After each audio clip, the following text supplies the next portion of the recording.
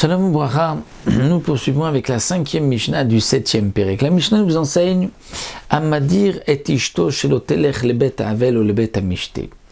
Un homme qui va interdire à sa femme sous forme de néder de se rendre dans une maison d'endeuillés, d'aller consoler des endeuillés, ou lebet hamishte, ou dans un mariage, dans un endroit où une maison de festin, c'est en général Hatan Vekala, mariage.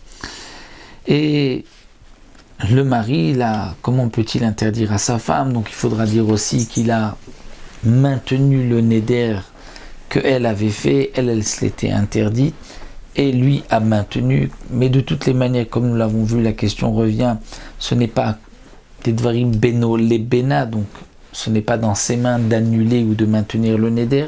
Donc il faudra dire qu'elle a fait dépendre aussi le profit des relations conjugales si elle se rend dans un beth havel.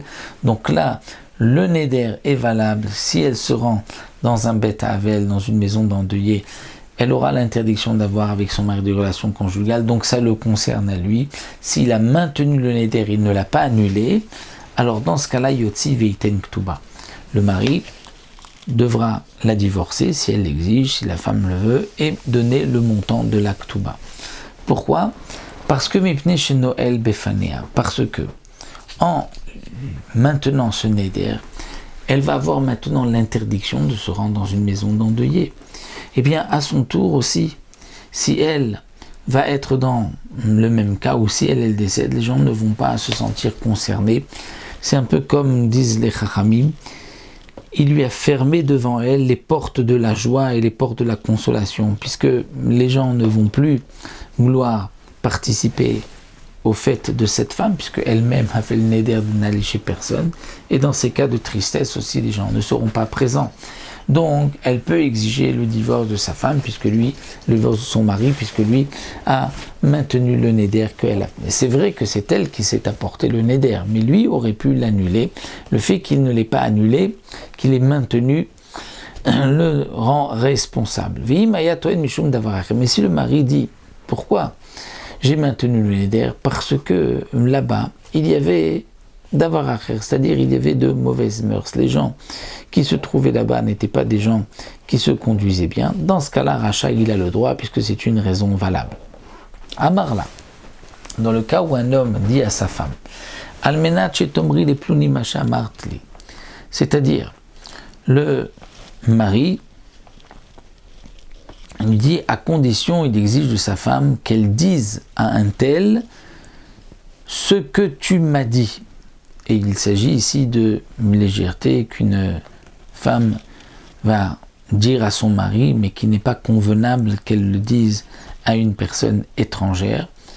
Ou bien, Omash Amartilach, où le mari exige de sa femme qu'elle aille répéter ce que lui a dit. Et là aussi, il s'agit d'une chose qui ne doivent pas sortir de ce couple-là. Ou bien, si le mari exige qu'elle se remplisse et qu'elle jette, ou qu'elle remplisse et qu'elle jette dans les hashpa, c'est-à-dire dans la poubelle, dans les détritus, de quoi il s'agit?